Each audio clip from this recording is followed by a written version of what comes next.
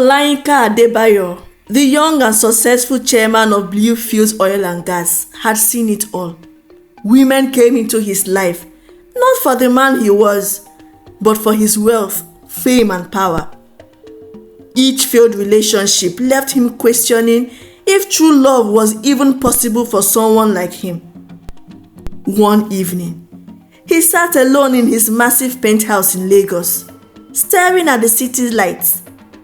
"I need someone who loves me for me, not for my money," he whispered to himself. An idea struck him, one that required courage and sacrifice. He would step down temporarily from his position as CEO, leave Lagos, and move to a quieter town like Ibadan to live as an ordinary man. The next day, he called a meeting with his trusted executive team. "I am opening a new branch in Ibadan," he announced, "but I won't oversee it as the CEO. Instead, I will apply as a regular employee. No one should know my true identity. Advertise for new roles and leave the rest to me." His team, though confused, obeyed his instruction. No one dares to question him. For 2 months, they worked on the project while Olayinka prepared for his new life. When the Ibadan office finally opened, Olayinka applied and got a job as a data analyst. He moved into a modest apartment and started working like everyone else. It was strange at first. No private drivers, no luxury office, no special treatment. But he soon adjusted, enjoying the simplicity of life. As fate would have it, at the office, he met Mirabel, a new employee just like himself. A smart, hardworking and beautiful lady. Her laugh was contagious, her smile warm and unique, and her kindness drew him in. They worked on projects together, and over time, their bond grew. They began having lunch together, sharing jokes and exchanging life stories. Mirabel was everything Olayinka had been looking for. Simple, sincere and loving. Within months, they were a couple. The office buzzed with rumors about Olayinka and Mirabel's relationship. Some teased them, while others cheered them on. Olayinka didn't care about the gossips. He was falling in love with someone who was genuine. 8 months into their relationship, he proposed. The setting was simple but romantic. A picnic under a tree, just the two of them. Mirabel was overjoyed and she said yes. When she introduced him to her family, they were excited to meet the man who had won her heart. Olayinka lied about his background, claiming to be an orphan raised in a foster home. It was a necessary part of his plan.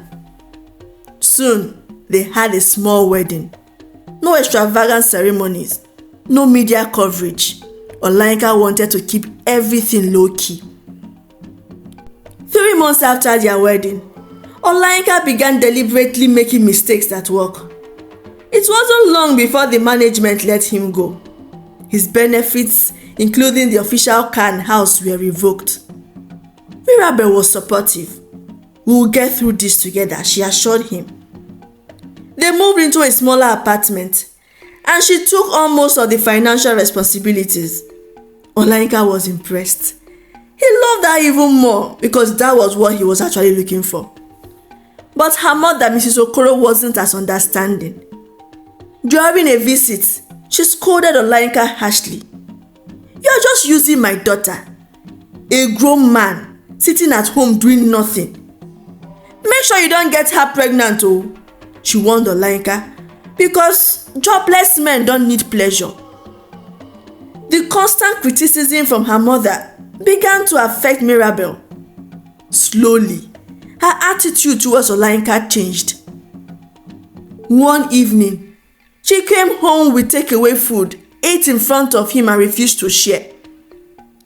"At least, let the breadwinner eat," she said. "You've been home all day doing nothing. Your incompetence got you fired. Please, I deserve this meal." Olayinka smiled weakly, hiding his pain. That night, he went to bed hungry. The breaking point came during Mrs. Okoro's 60th birthday party. Upon arrival, Mirabel's mother pulled Olayinka aside.